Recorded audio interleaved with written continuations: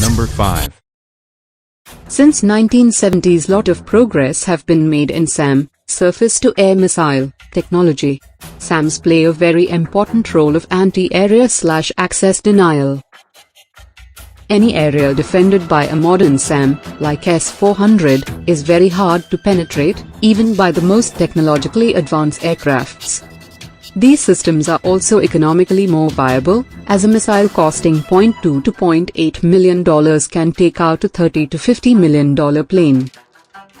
To defeat these systems, a new category of air-to-land missile have been developed. They are designated as anti-radiation missile, ARM. They are commonly carried by special aircrafts in seed role. Currently only a handful of countries, like the US, Germany, Russia and Brazil have built this kind of missile. Number 4. All SAM need radars for targeting.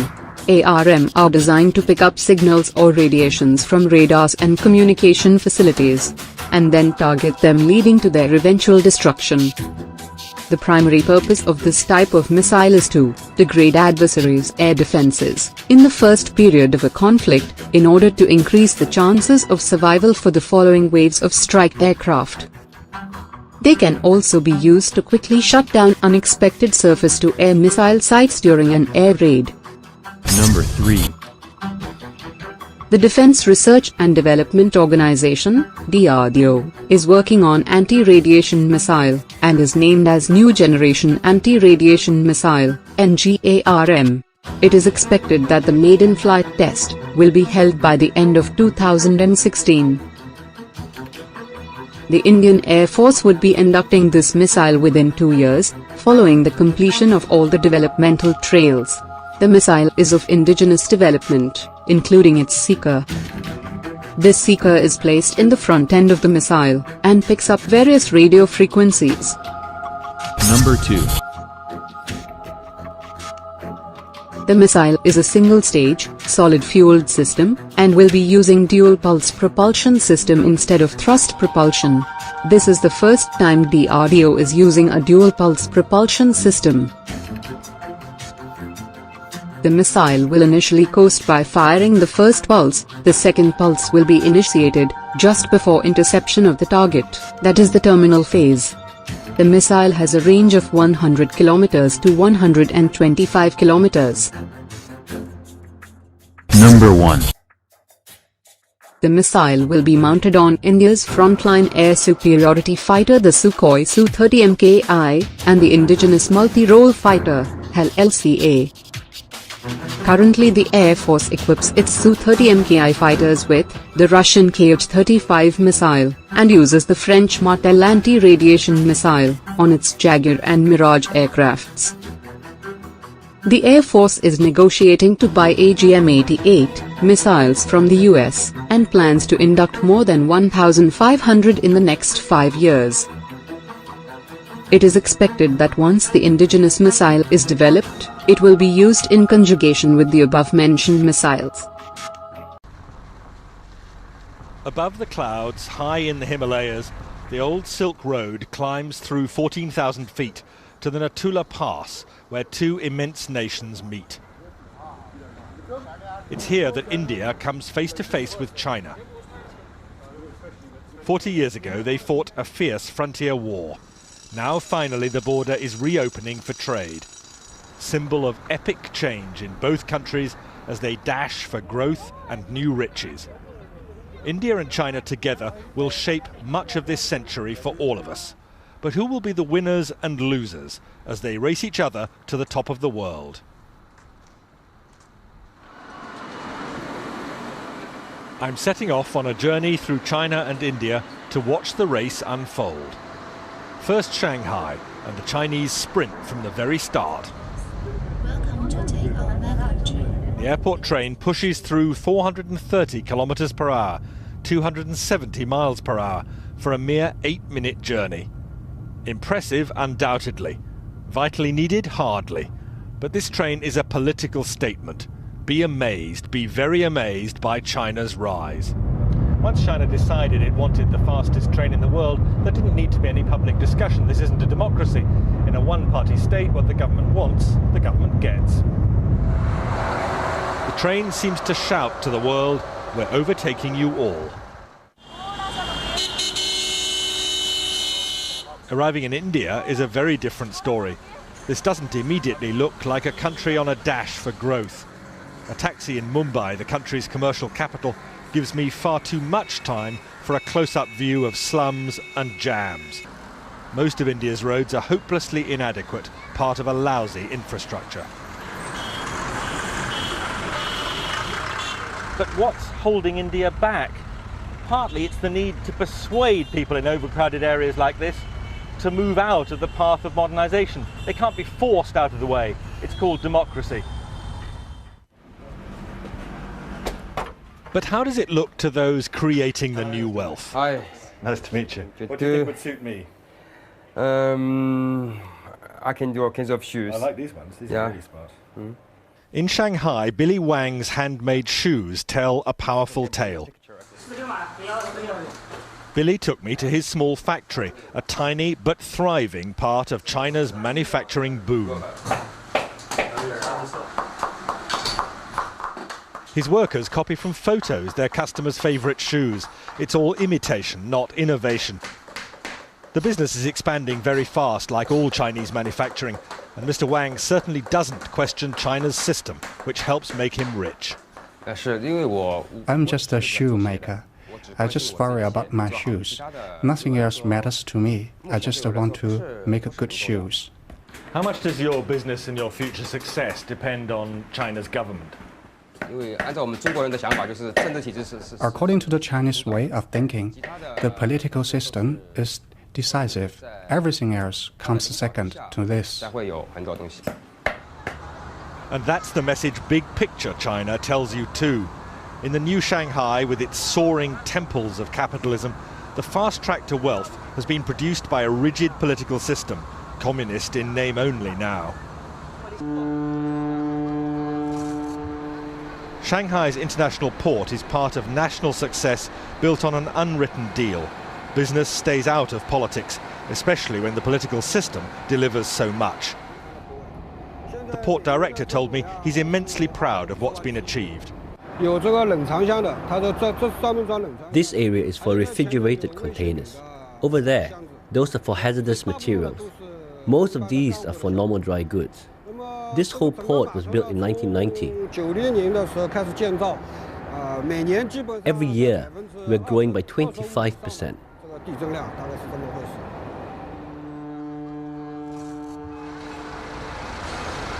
More than that, it's largely one-way traffic here. China doesn't buy much overseas, but produces vast quantities of goods for sale. China's achievement is simply staggering. Single-minded, one-party government making clear decisions which mean that China dominates the export world. It's staggering to watch this. Containers coming on and off ships simultaneously, most of them coming into China empty, most of them going out crammed with Chinese exports. This isn't something that should worry just India, it worries economies across the world. A huge trade imbalance. Basically, we have a lot of construction going on right now just before the monsoons. But in India, young risk-takers are not dismayed by China's success. The story of Tarun Tadani in Mumbai is typical. All our designs are basically finalized. Tarun is a man in a hurry to share in India's consumer boom, happening now. Tarun, still only 22, cut short studies in America to create this fashion accessories business.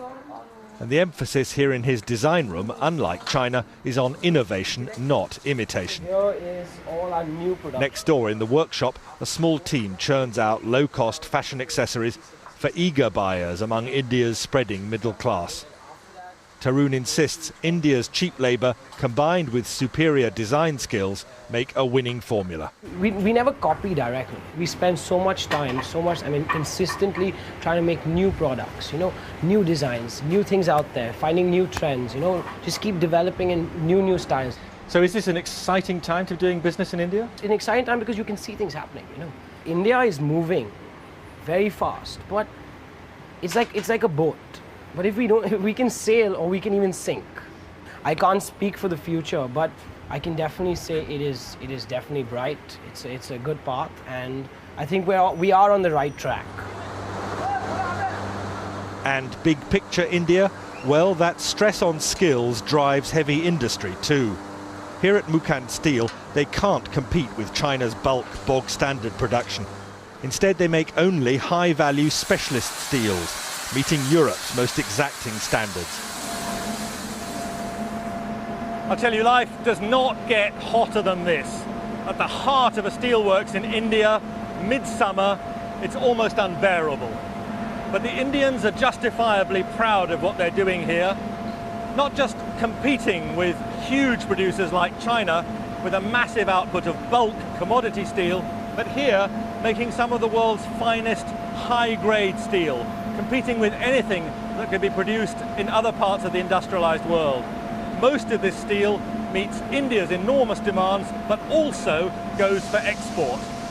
This is an area of heavy industry where India sees opportunities for massive growth over the next 10 or 15 years, and where the Indians are convinced they have a huge edge over China. Outside, away from the intense heat, I hear some fighting talk from the marketing director. India can catch up and then overtake China. And I don't think China can sustain this kind of high growth rate here for next 3 to 5 years. Is India While going to India's growth rate for last year was 8.5% GDP, the current year has begun with 9.5% in first 2 months. And I think as we go along, we see acceleration of the growth rate as all the industry segments are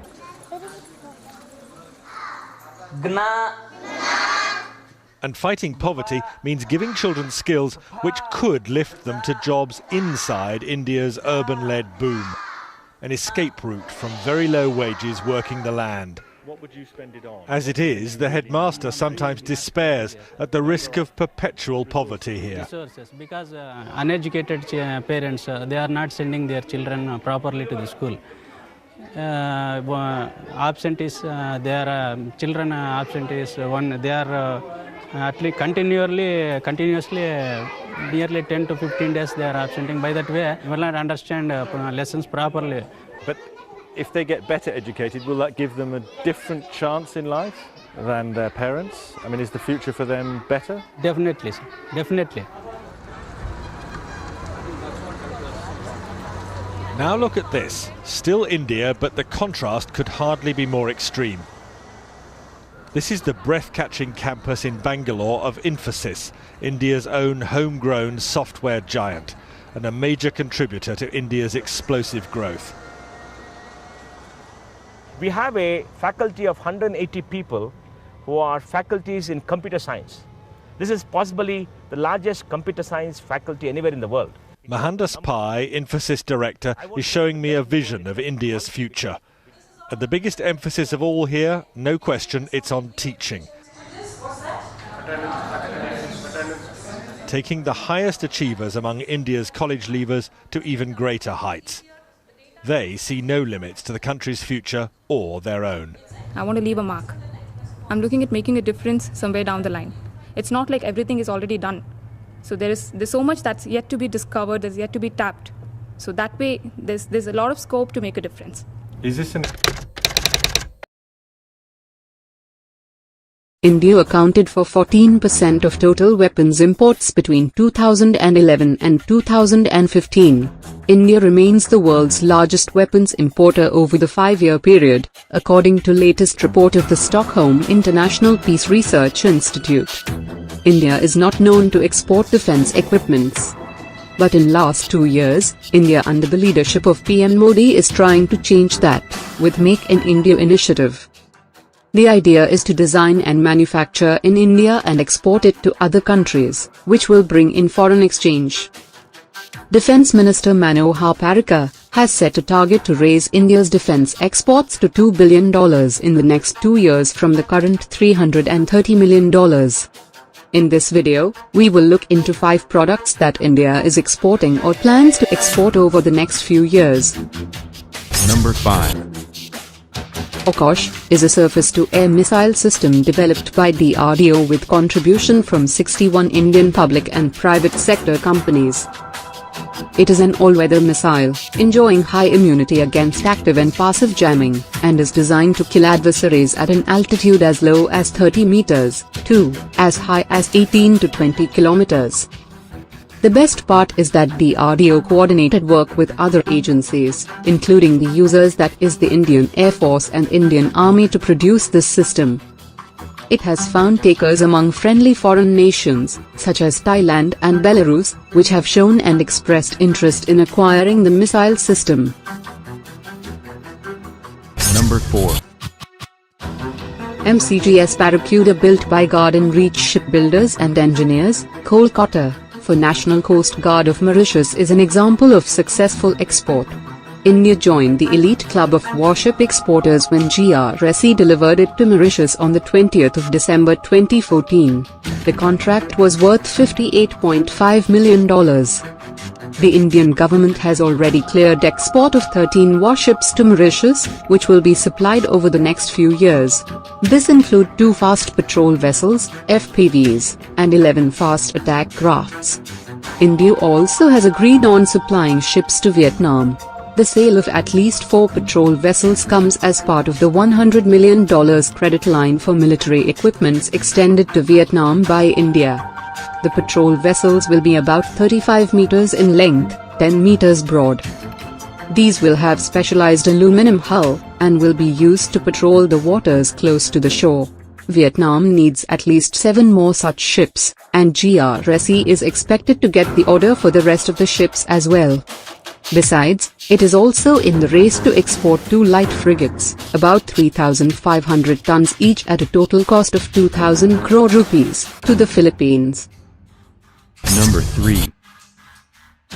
The HAL Light Combat Helicopter, LCH, is a multi-role combat helicopter being developed by Hindustan Aeronautics Limited, for use by the Indian Defence Forces. It has now caught the eyes of African countries. According to a PTI report, India is in talks with certain countries in Africa for possible export of the LCH. Japan has also shown keen interest in acquiring the HAL LCH, after it became the first helicopter of its kind to have landed at an altitude of 16,000 feet from the sea level. No other light combat helicopter has achieved this feat. Number 2. The BrahMos is a ramjet supersonic cruise missile that can be launched from submarines, ships, aircraft or land. It is considered to be the most deadly anti-ship missile. It is a joint venture between the Russian Federation's NPO Mashinostroyenia and India's Defence Research and Development Organization, DRDO, who have together formed BrahMos Aerospace. Talks are in advanced stage with Vietnam for export. Negotiations are also currently underway with Chile, Brazil, South Africa, and Indonesia. Number 1. The HAL Tejas is a single-seat, single-jet engine, multi-role light fighter designed by the Aeronautical Development Agency, ADA, and Hindustan Aeronautics Limited, HAL, for Indian Air Force. Sources said inquiries by foreign countries came during the Bahrain Air Show in January, the very first time that Tejas flew outside the country. As per the report, Sri Lanka and Egypt have shown interest in the aircraft. Sri Lanka had recently rejected Pakistan's JF-17 aircraft built with Chinese help, and is now looking into Tejas. Egypt had last year signed a contract for 24 French-made Rafale fighter jets, and are interested in some multi-role light fighters. Interestingly, soon after the announcement of Tejas' participation in Bahrain, Pakistan had withdrawn its JF-17 aircraft from the show, despite having paid the initial installment, which ran into a few million $.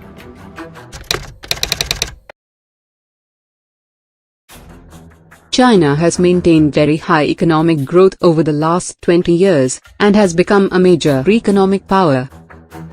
It has spent heavily on military build-up, and modernized its military forces. In recent times, China has been very aggressive in its posturing. South China Sea dispute. China has reclaimed land through artificial methods, and set up airstrip for military use in disputed islands of South China Sea. Brunei. Malaysia, the Philippines, and Vietnam have claims to these islands, but have been shrugged aside by China. Non-claimants like USA, India, Australia and Japan want the South China Sea to remain as international waters with freedom of navigation, whereas China want to control this major tradeway. Dispute with India. In the past 2 to 3 years, Chinese troops have frequently strayed inside India's side of LOC. After a number of frequent incursions in Ladakh area, Chinese People's Liberation Army troops have been spotted at forward posts along the LOC on the Pakistani side of Kashmir. Also, they have built up massive infrastructure along the LOC, which can be very useful for troop movement in case of a conflict with India. Here is list of steps taken by USA. 1.